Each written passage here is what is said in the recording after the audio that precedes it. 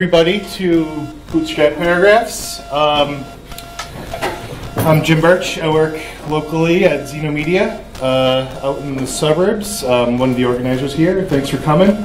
I have the slides online. If you go to jimbir.ch/bp, you can follow along. And then I also have a demo site, bp.jimbirch, and you can check it out. What is Bootstrap Paragraphs? It's a module that provides a suite of content and layout paragraph bundles made for the Bootstrap framework.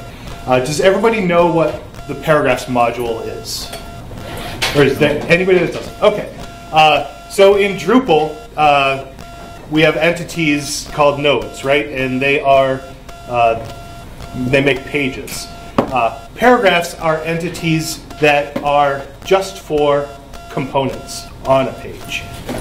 So basically they're kept in the database. It's good for pieces of content that you can chunk out.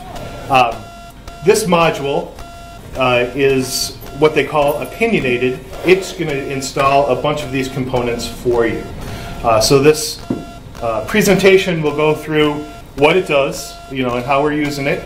And then it's going to step through a little bit of how it's built and how you can extend it or use this idea to create your own module that will install pre-configured paragraphs.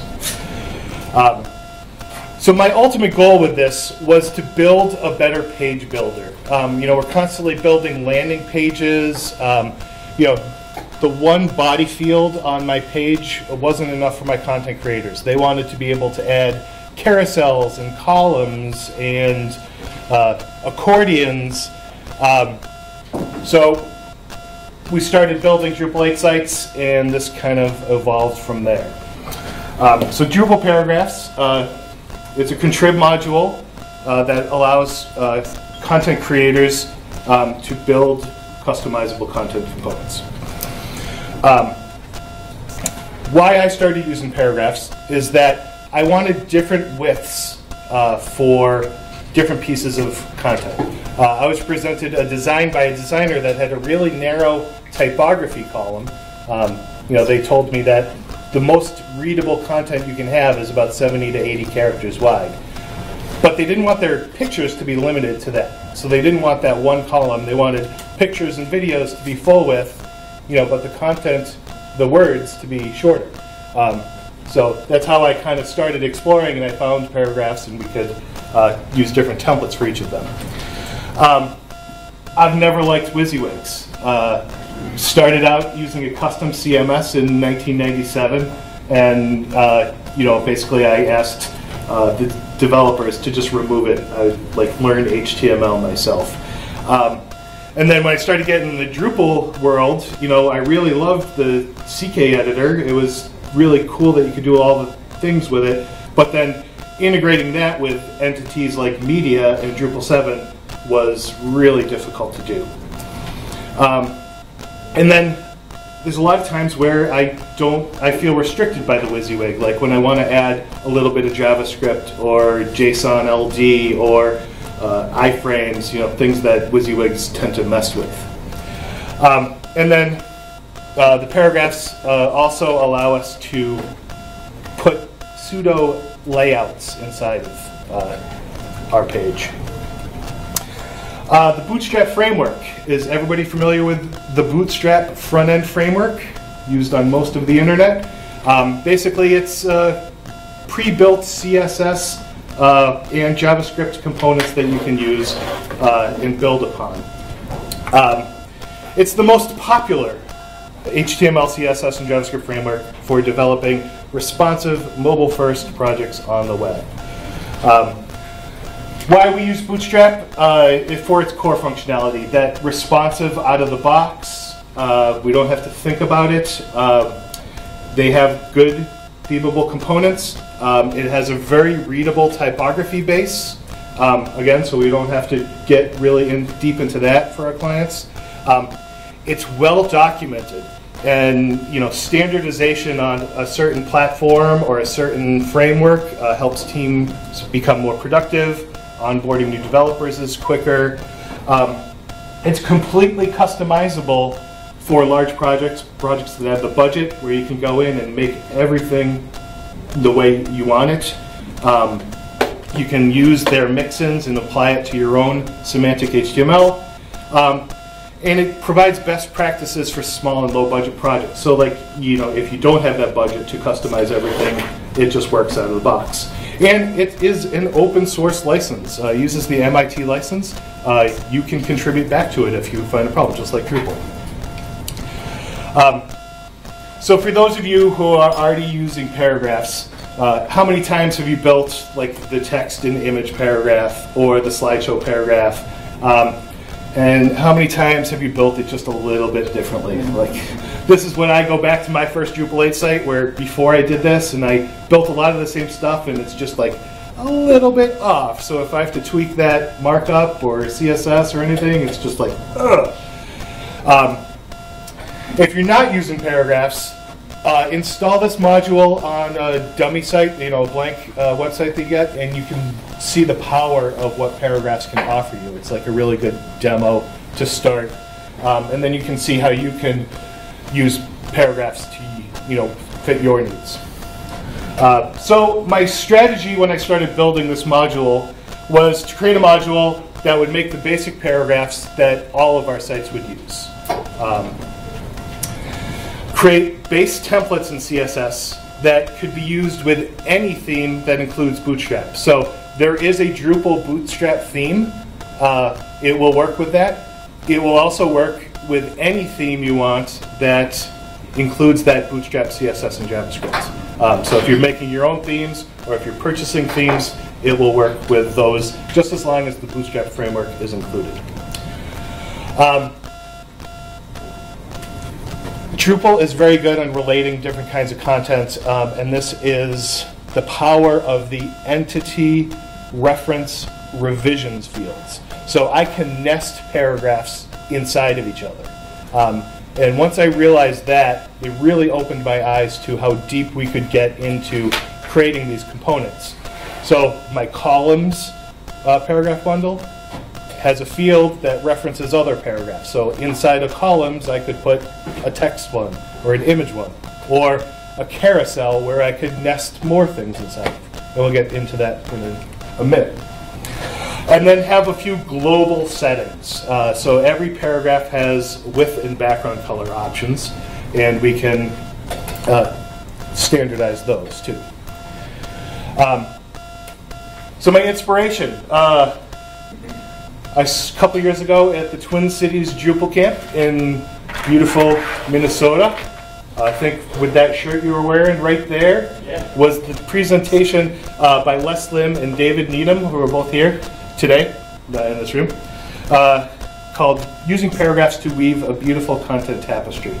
And they presented the idea of breaking paragraphs into content paragraphs, layout paragraphs, and then ponies. Some people like unicorns.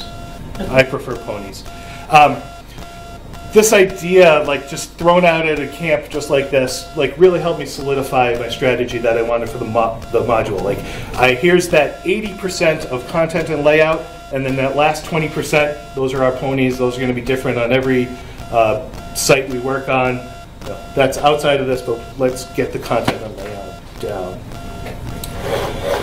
So for the global settings, every bundle that we add has a background color and a width, and we use this, we have a select field that we add to each of these bundles that lists these things.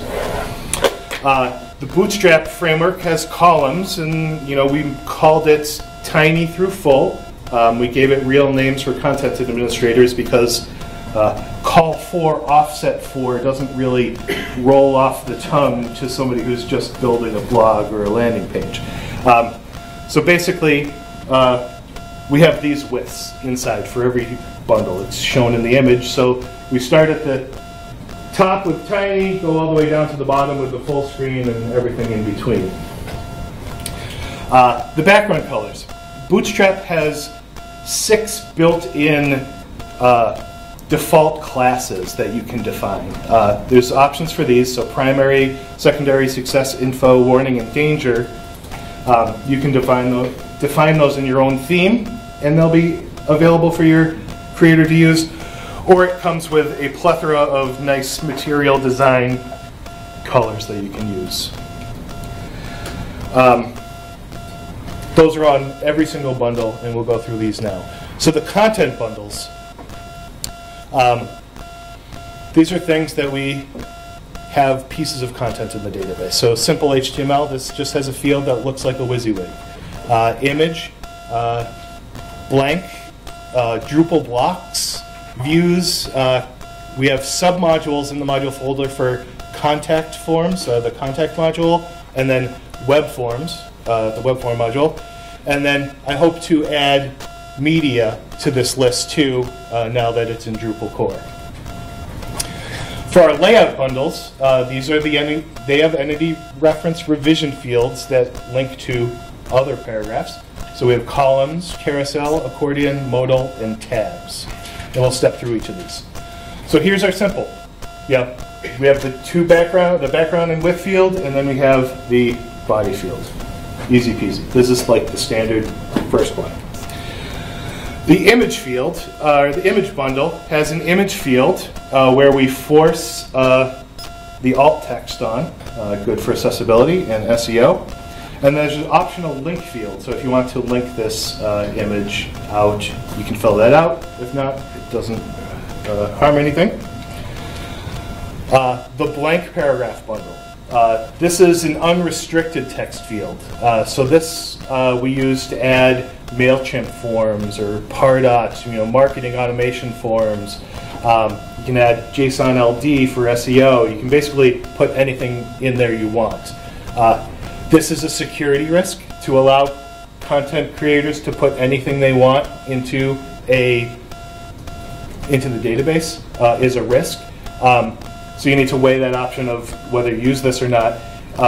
There is a module called Paragraph Permissions where you can restrict access on a paragraph type level. So you could allow administrators and webmasters to use this bundle, but not necessarily your entry-level editor or intern. Drupal blocks. We can use paragraphs to put blocks on a page. So blocks traditionally are placed in the block builder page, I forget the name of it, or using panels, but we can actually reference blocks inside of your content.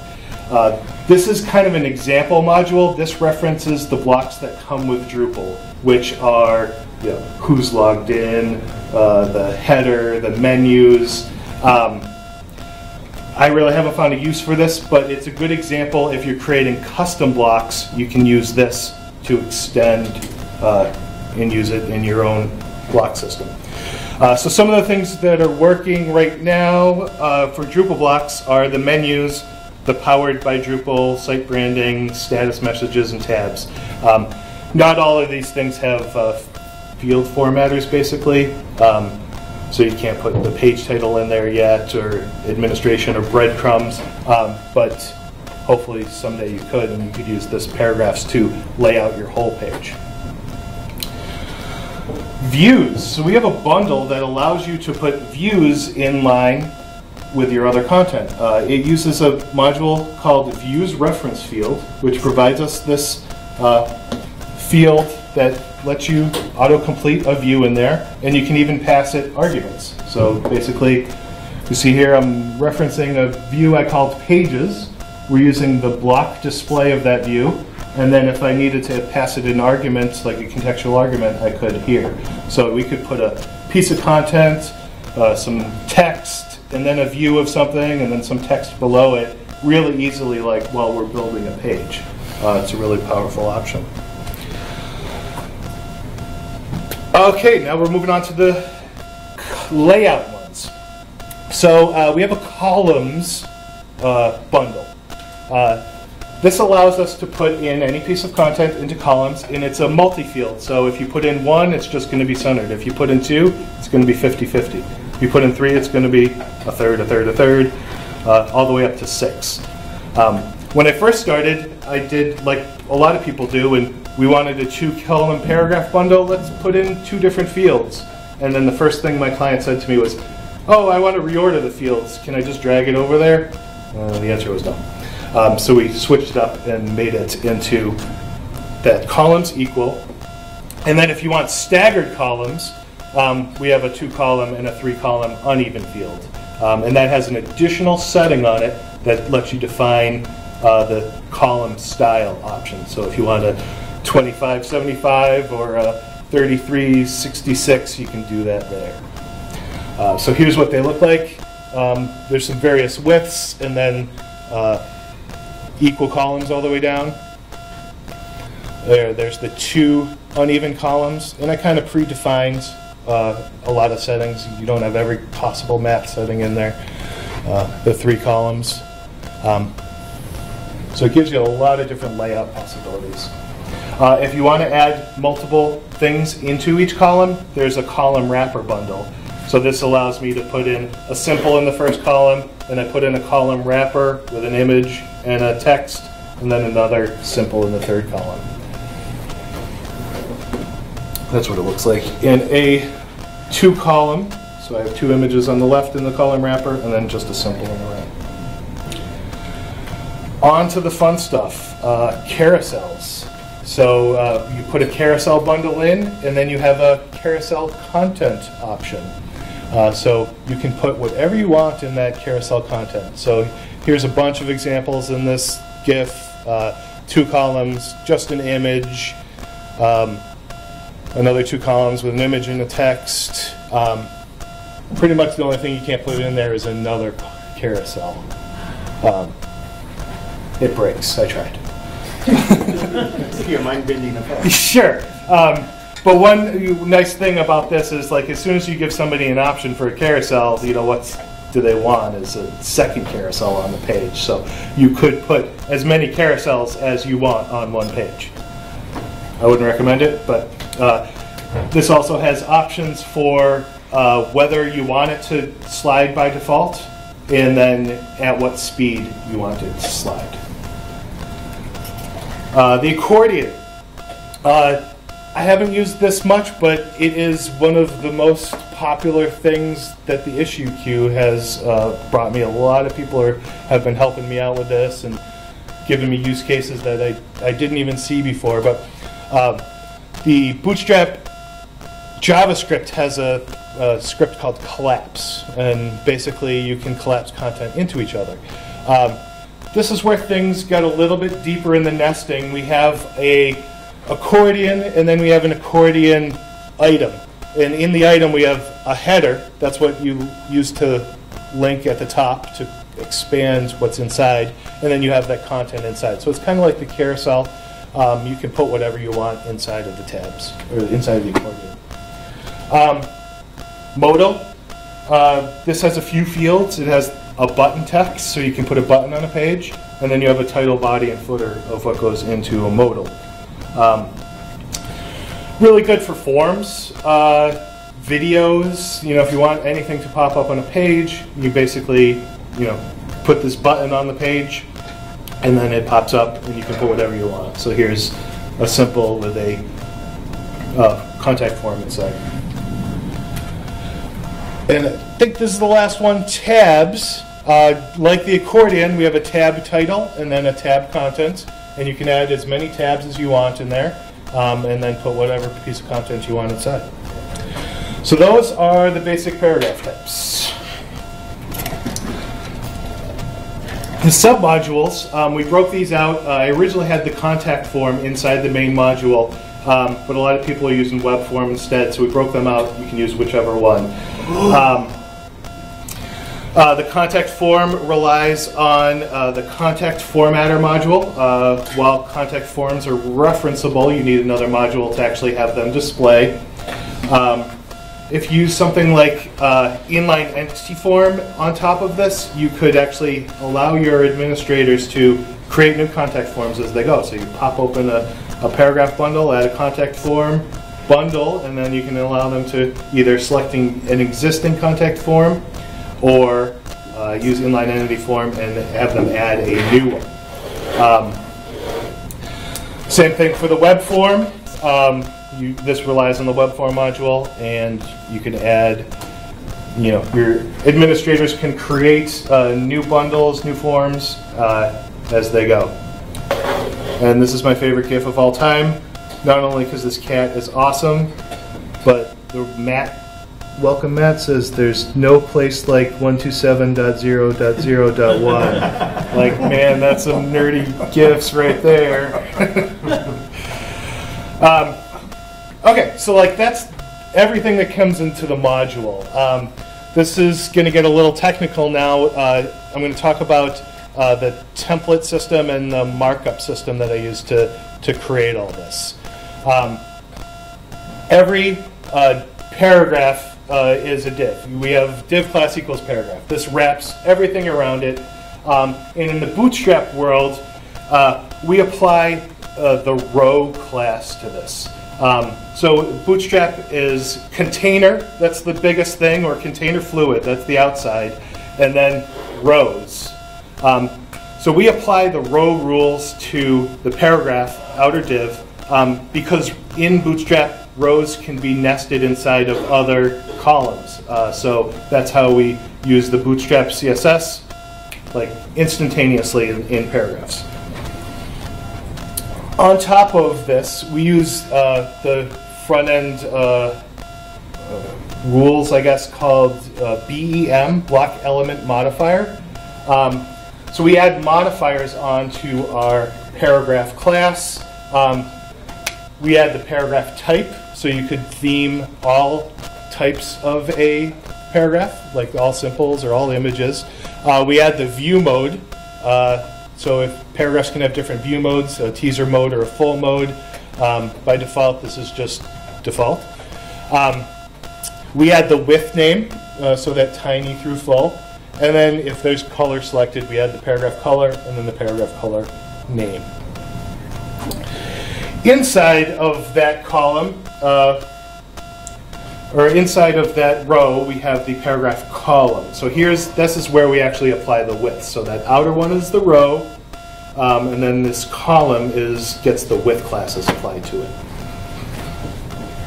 And then here is some awesome twig where we basically add the content inside of that without the width field and the background field. And I'll explain how we get that in there after. So even though we're using fields, and by default fields come inside of content, you can actually use twig to say, here's the content without these fields.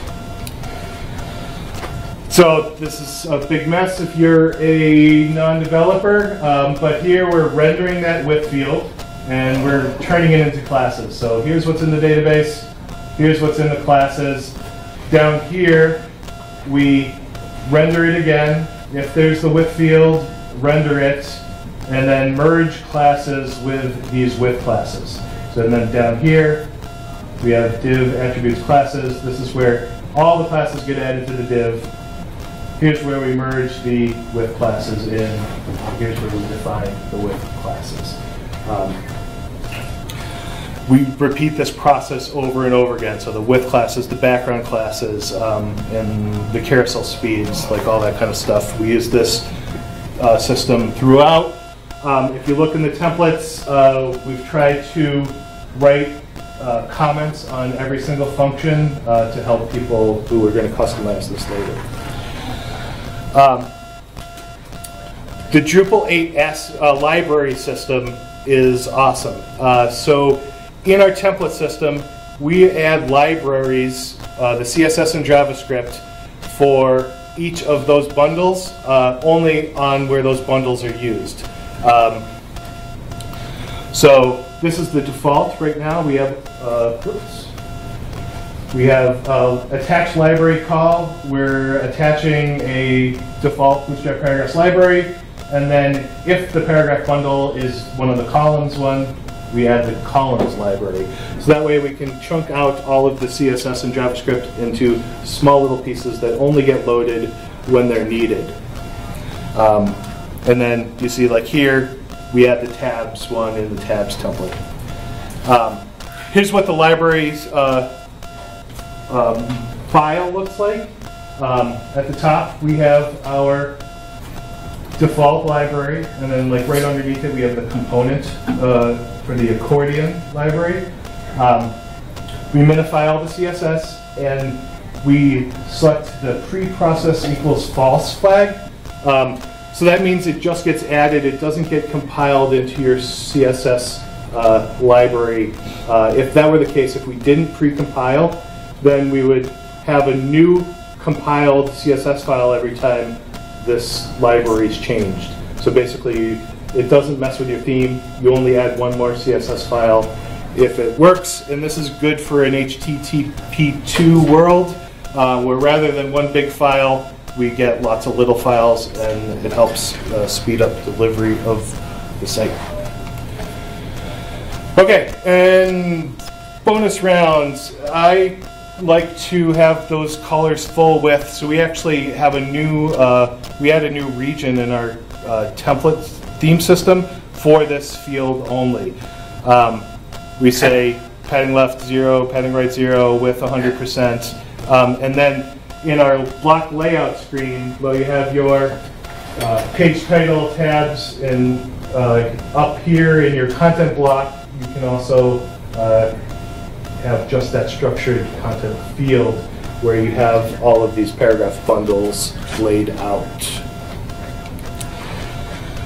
So you install this, you're going to get 80% of what everything needs. You're going to have to override it, as we do as themers and site builders. You can customize every single piece of this. So when you install this module, it takes config and enters it into your database. So if you're keeping it just in your database, you own it. If you're using config export and import on your local sites and development sites, you've taken what's in the module and put it into your database. Any changes you make to it are yours. The CSS and templates. Your theme have a higher priority than the module itself. So if you take a template from it and move it to your theme, you own it.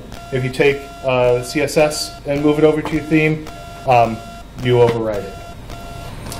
In fact, you could install this module and then uninstall it and tell all your coworkers what an awesome day you had being productive and building all this stuff yourself. All you need to do is move the templates to your theme and then add those attached library calls. Move the CSS file into your theme and update the theme's library functions, and that's it.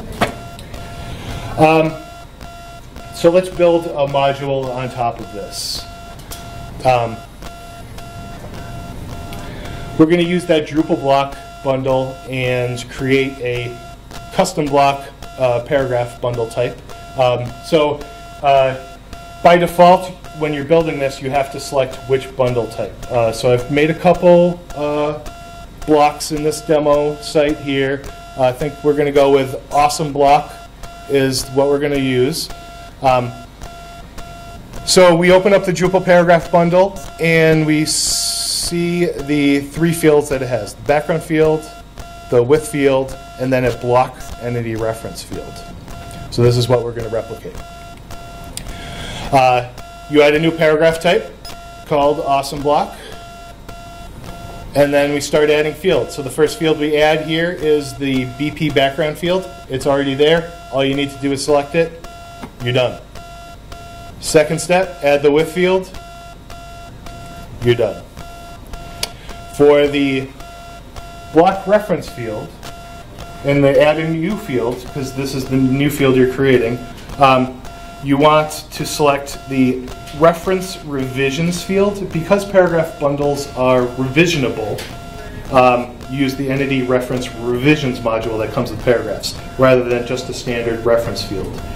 So revisions keep multiple things of the same ID in the database versus just a reference field would reference one instance of it. So you're always going to grab the latest revision, or the revision that you're supposed to grab.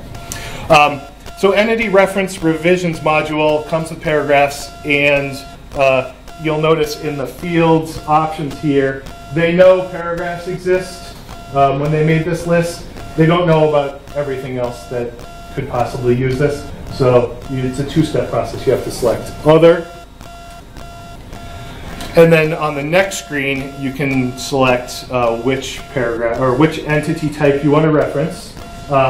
So this lists all of the things on my site: content, which are node entities; paragraphs, which are paragraph entities; and then the custom block, which is what we are looking for. So I select that, and you also have an option to allow one or many right below it. That's up to you.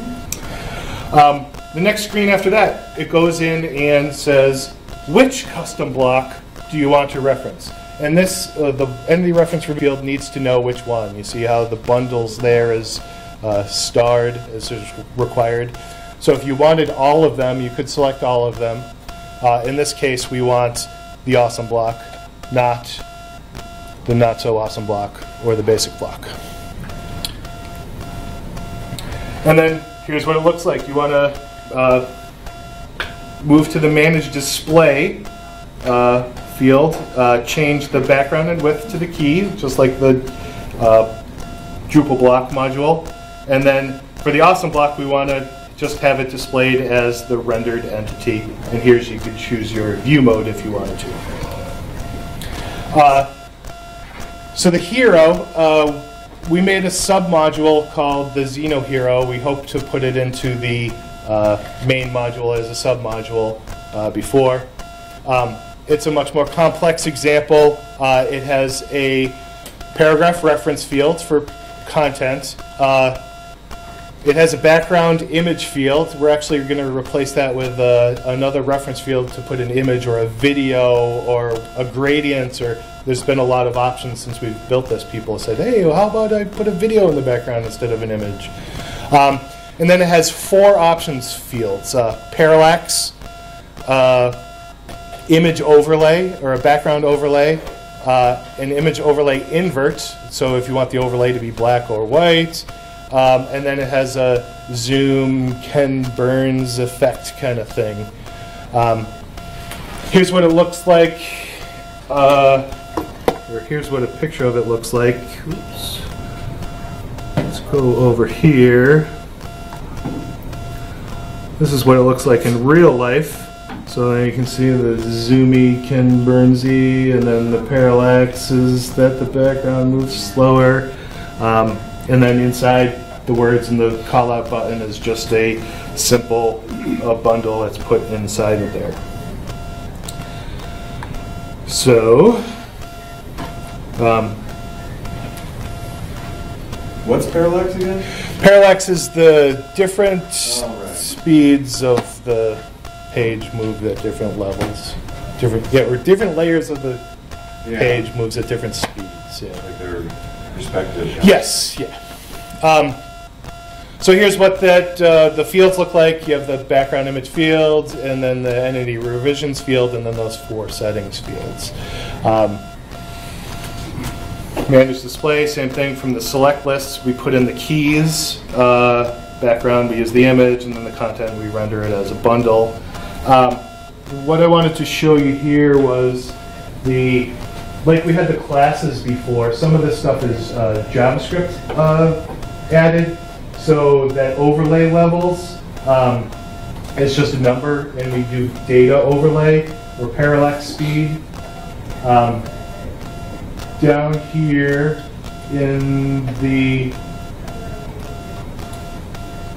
CSS, in the twig, you can set an attribute, instead of just classes, you can set an attribute data overlay equals that overlay layers, levels that I put before. Data speed is the speed. So not only can we add classes and IDs into the twig, we can also add data overlays or data dash whatever you have for JavaScript functions.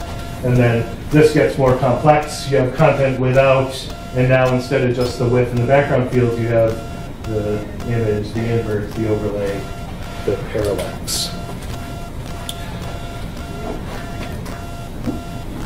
Okay. Final thing I wanted to go over was working globally. And part of, I think what we've always used Drupal for is to get us 80% of the way there. So we're using Bootstrap or Drupal because we want to not have to build a page system or a theming system or a login system. We're using Bootstrap because we don't want to rebuild a grid system and a typography system on every site. As a site builder, which is where I come from, a site builder and then more of a front-end developer, I can build a lot of this stuff inside Drupal when I start to work on a site, but I also want to do that and reuse it everywhere. So we'll go through it. Most of this module is config. It's basically config, one PHP function that says, look over here for the template folders, and then a whole bunch of twig. So we're going to step through building a module using config. Basically, I spin up a site on Pantheon, or you can spin it up in your local, however you do, and start fresh. You're not working for a client today, you're working on this feature. So we're going to build a module that we create once and reuse everywhere. Build a module. This module installs a paragraph bundle. Okay. First thing I do, spin up a blank site. Second thing is to create a module structure. There's a project called Drupal console where you can type a command and it will spit out this structure. Or you could just follow it or clone something like the XenoHero and delete everything. Basically, you have a module file, a libraries file, and an info file. Every project should have a README so everybody else knows what it's about. A template folder, JavaScript, CSS, and config and folder. And inside the config, we have the install folder. So any configs you put in the install folder will be added to Drupal, installed in Drupal when you enable the module. So create a template, or CSS and a template and a JavaScript, and then configure them in the module's library file. You're building this module basically as a template to apply all these CSS functions to another site. Is that the idea? Not only the CSS and JavaScript, but the actual guts of the bundle itself. Okay. So say you used the slick carousel, or another JavaScript component. You want to make some piece of functionality. Right. Instead of just building it in the UI on your client site, you build it on a dummy site, and then do everything you need to do and then make it into a module that you can install on your client site, but then you can also use it on your next client site. Right. So you can add other libraries to this? Yeah. I am not a PHP developer, but this is the only PHP that's in these modules. It just basically says we're hooking into the theme system, and if you have a bundle name of XenoHero, we have a template for it over here.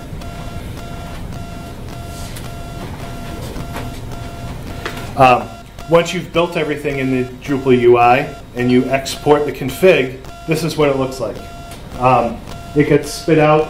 It's YAML, yet another markup language. It's basically just a list of everything that you built inside. One thing, this UUID says that it goes with my dummy site. Go in and delete that. The other thing is that all of the field names have field underscore in them. The Fields UI module in Drupal adds that on. What happens, or what could happen, is this could lead to conflict. So I have a field called content, field underscore content.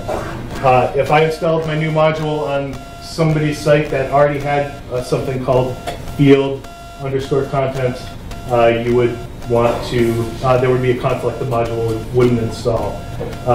So when I export my config, I go in and I delete the UUIDs. That makes it unique. I don't want this to be unique. And I go in there and I come up with a machine name that I can use not only for the bundles but also these fields. So if you look in the, so if you go back in those field names, no, I'm sorry, in the slide itself, in the second graph, would paragraph XenoHero modify that? So you would have to have a field name that included that entire section before you would have to. Sure. So you could do it in the UI, like I've seen people do field underscore XYZ underscore content. Yeah. That is okay, but again, somebody could replicate that in the, technically they could replicate that. What we did in the Bootstrap Paragraphs module was we replaced field with BP underscore.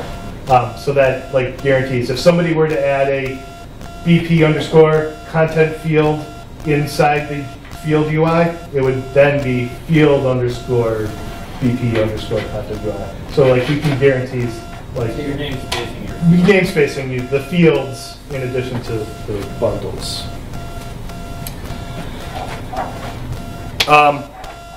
And then test it.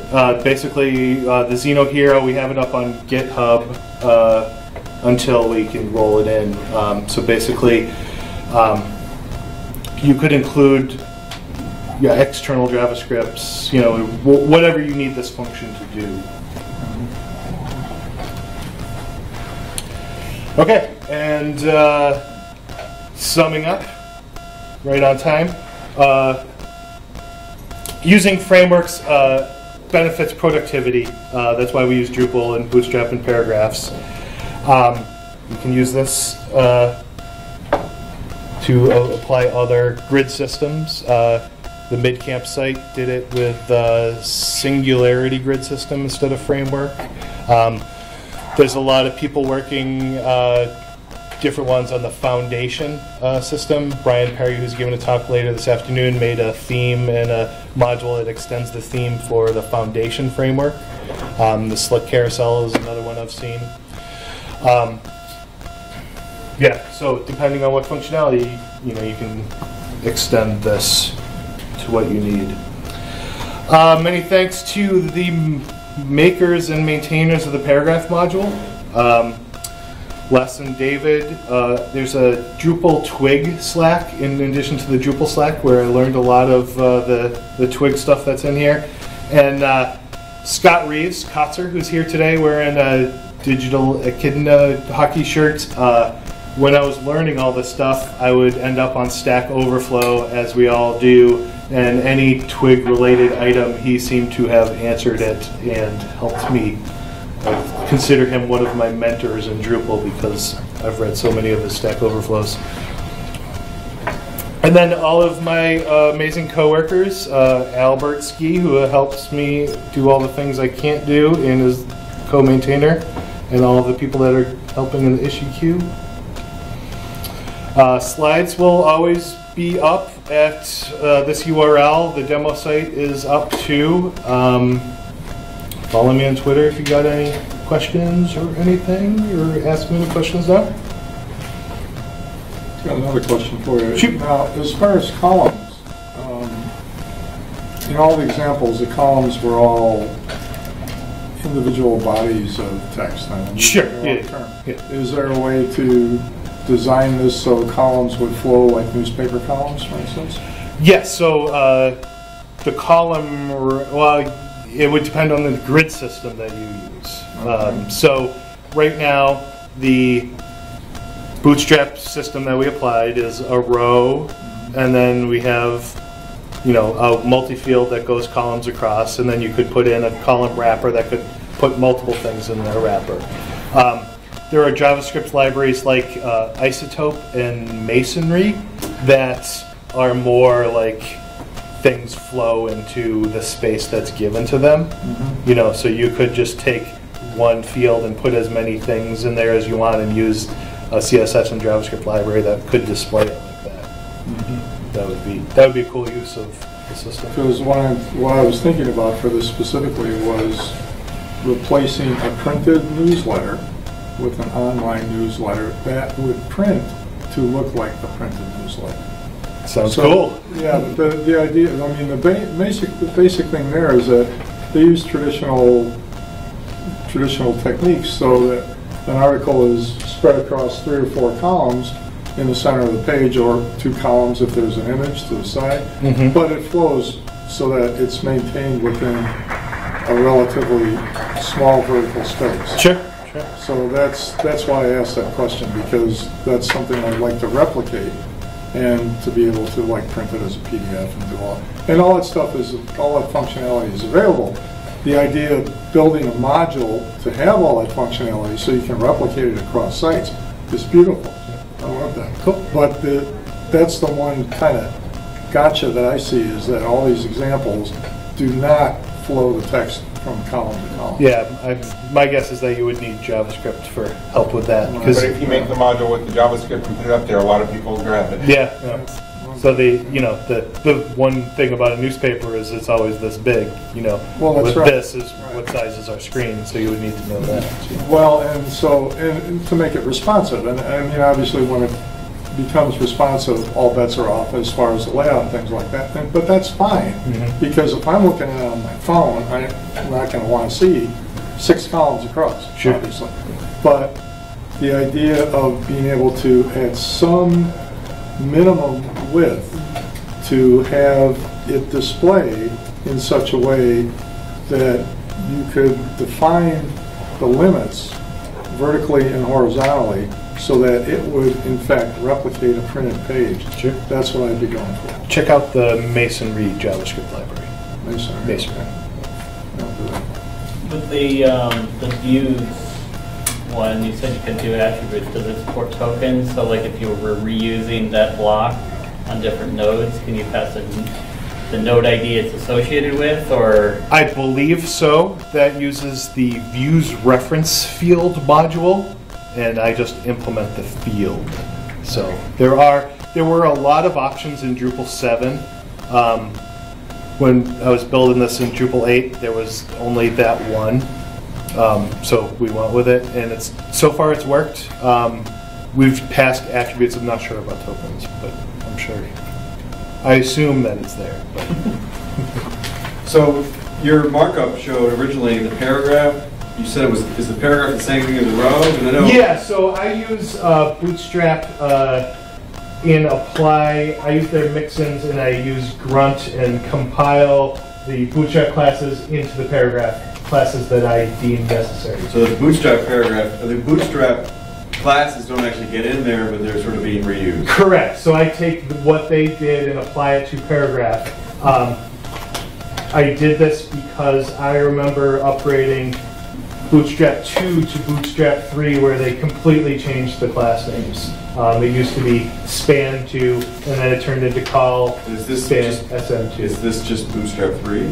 This is Bootstrap 3, but because I take the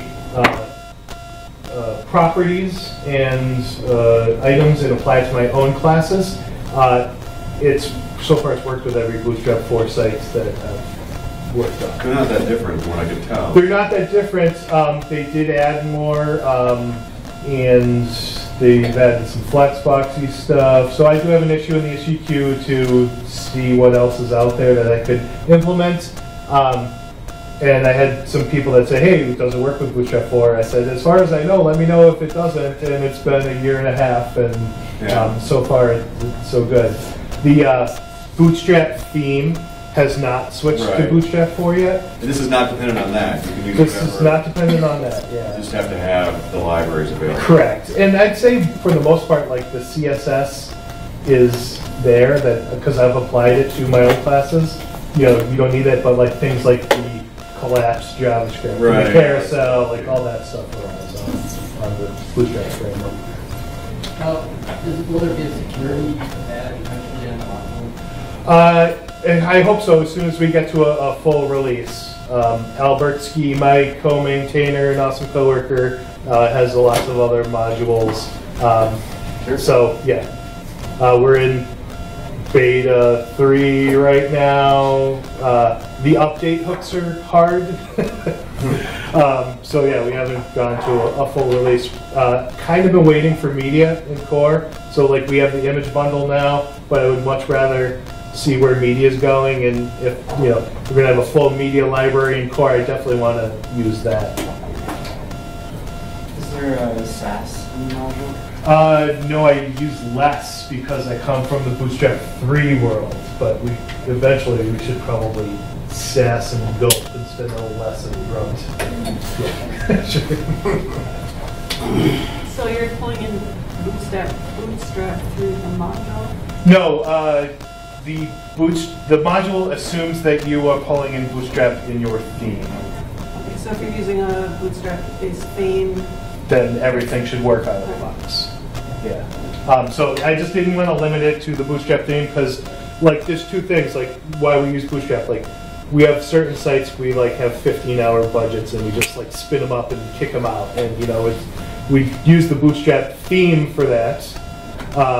And then we have other sites that go on for years, and we kind of use our own base theme and pull in the Bootstrap theme.